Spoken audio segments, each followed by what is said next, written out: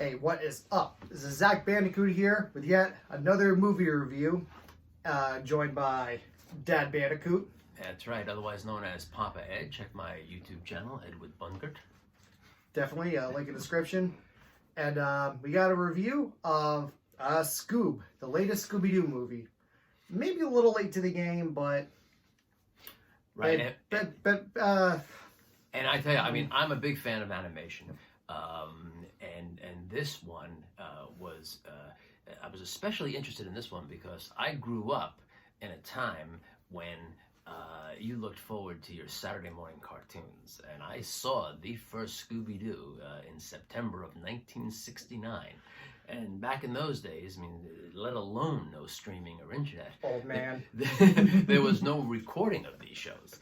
So when the new season would come around in September, we got a hold of those printed TV guides that came in the mail, and we mapped out our Saturday morning viewing. Back in my day, we did that to Netflix or Hulu or your DVRs. That's exactly right. If Frankenstein Jr. and the Impossibles was on the same time as Scooby-Doo, you had to make a choice.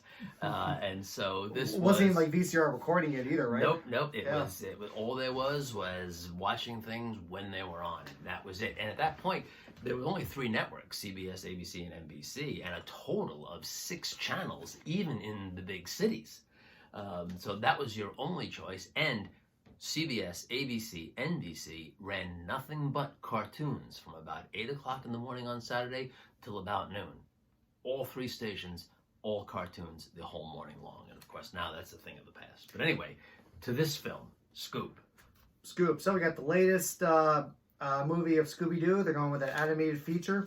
It was supposed to be its big comeback to the theaters, but they released it for rental or to buy on demand because of, well, a little something going on that shall not be named.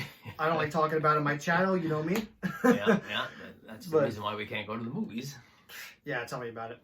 And so we're going to give our quick take on what we thought of this movie. And, I'll say off the bat right away, I think that it was more than just a comeback of a Scooby-Doo movie. This was like basically a celebration of Hanna-Barbera cartoons, period. Yeah. Which I'm sure you've seen a lot of these things growing up, these different cartoons. Absolutely. And also that this is the kind of thing that 3 generations can enjoy because...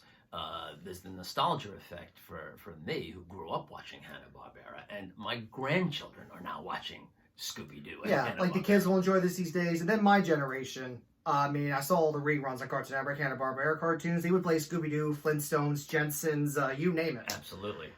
And, so... Now, to the movie itself, I liked it. I didn't think it was that bad. A lot of people were trashing this or acting like it was so horrible, and I don't agree. Look, it's not great. You can't compare it to a Pixar movie like Toy Story or anything like that, or Frozen or any of these Disney movies. I get that. Right. And I'm sure they have a smaller budget. It definitely wasn't low budget, but they did have a smaller budget, probably smaller team. Right, and there were times when you would see things, and this is really, as I say, picking fly poop out of the black pepper. Nitpicking, yeah. But there are some crowd scenes that, maybe the animation could have been a little bit better, but overall it wasn't bad. But, bigger budgets, like some of these Pixar films, they have entire teams for a single character to develop this animation. Yeah. And so all in all, this was pretty good. It's like, I've seen this in video games real quick. Like, big environments maybe don't look that good. You can tell they cut corners. When it comes to individual characters or smaller levels and stuff, like smaller scenes than this, then that's what looks good. So yeah, but animation overall wasn't too bad, and the characters look good. Like, so we'll go with this. If you're a Scooby-Doo fan, I'm sure you'll appreciate this. It's definitely a callback, a love letter to the old Scooby-Doo. It's got that. Well, look at the intro. The intro. There's an intro in this like that almost matches, almost a mirror image of like the original. A little different here and there, but. Like, seriously, I suggest when you watch that, go look up on YouTube the original opening. Right. And I told my dad to do that when we were watching this last night. Right. And it's not something with a complex plot. A lot of the plot devices you've seen 1,000 times in films, but for a simple film like this, they work. Things like friendship, misunderstandings that are then reconciled. So, do you want to get this out of the way? Bad guy. Yeah. Do you want to get this out of the way? We'll just talk about stuff you see in the trailer, and then from there, no spoilers. Sure. So we can say this. It starts out like how they met. You saw us in the trailer. Scooby-Doo was just a puppy. You know, he stole like this piece of this meat from this market. A cop was chasing him. And then, he finds Shaggy, who was like sitting down at the beach and, having a picnic by himself. Yeah. And that cop was like, that dog's a menace. And he's like, oh, this is my dog, really? What's his name? Yeah, Looks at Scooby Snacks. That was fun. Scooby-Doo, yeah. That was fun. And I don't recall ever seeing a how they met story before. Yeah, sure, no. And then it shows how they meet, like, Velma, Daphne, and Fred when they're trick-or-treating during Halloween. Yeah, that's right. They go into the haunted house and find the ghost, unmask them, just like in the show. Yeah. Again, that's in the trailer. And also, what this really did, this was more than just a Scooby-Doo. This was like a celebration of Hanna-Barbera, period. Yeah. You know from the trailer, not a spoiler, Blue Falcon shows up. That's in the trailer with his robot dog sidekick. And there are other characters we're not going to spoil, but you get a few more. Hanna-Barbera characters coming into this, which makes that a treat. And they play into the plot. Like, it pretty much introduces Scooby-Doo, what they do, and then it goes into a plot about like other Hanna-Barbera characters. And like you said, there's beloved ones that show up. Me and my dad were excited when one particular showed up, and there's one other particular character that shows up that was really fun scene in the interaction. And you see a lot of this stuff my generation's going to get, but his generation's going to get it because they watched all these reruns on Cartoon Network. Oh, yeah, I know these characters. Yeah. Hey, there's even that Harvey Birdman Turning Out Law parody series. That has all these characters. Yeah. So I mean, I thought it was fun, and I thought the voice acting was very good because don't forget this has.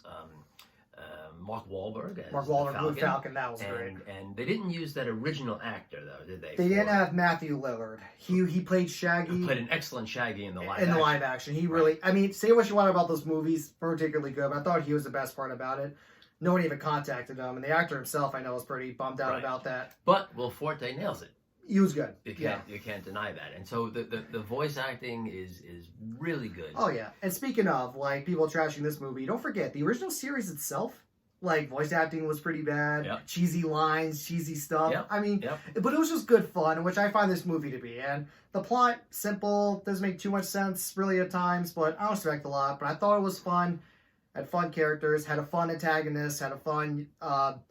I mean, it's just a good time. And a little sprinkling of some pop culture references here and there that were fun. There's some movie references here and there. There's some jokes for the adults, and there's plenty of that slapstick, plenty of the...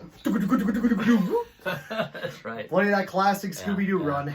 And especially now, you know, with all that's going on. I mean, a movie like this that just offers a simple plot line and something good-natured is really a welcome distraction. Not everything has to be a Joker or the Irishman. That's exactly right. Yeah. Check out a Joker review, by the way. And, just looking over my notes real quick. Let's just go over... Oh, yeah, full of surprises, definitely. Yeah. You'll appreciate. And like I said, Hanna-Barbera fan. And, definitely get this out of the way. So it looks like in this movie... they're going like the Marvel route, like the whole Marvel universe, introducing all the superheroes that they did, other movies, and they connect. And it's abundantly clear in this they're looking for a Hanna-Barbera universe, cinematic universe. Yeah, that's right. And you know, the I don't think I've seen this many Hanna-Barbera characters in one place. Since the old Universal ride. You remember that when you were a kid? Oh, yeah. There was a Universal sort of 3D motion experience. They had crossover episodes on TV. They had Flintstones and Jensen. Well, that's true, too. But I'm saying as many in one episode since that ride. Now, that ride has had several iterations since. It became, I think, Jimmy Neutron. Yeah. And now it might be Minions or something like that. That's a video for another day. But we're going many, many years ago. The Hanna-Barbera ride was very, very popular. Harvey Birdman Turning Out Law technically counts.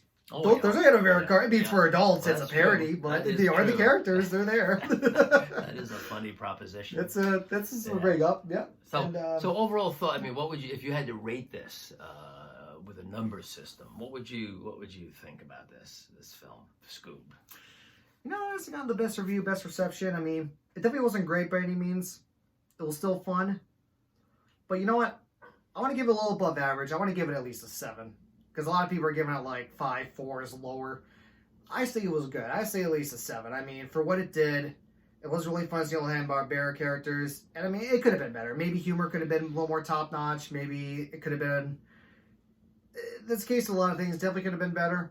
But really, I don't think it's as bad as people are saying it is. I thought it was a fun callback to Scooby-Doo. And I thought it was better, at least in live action movies. I think it was definitely better than those.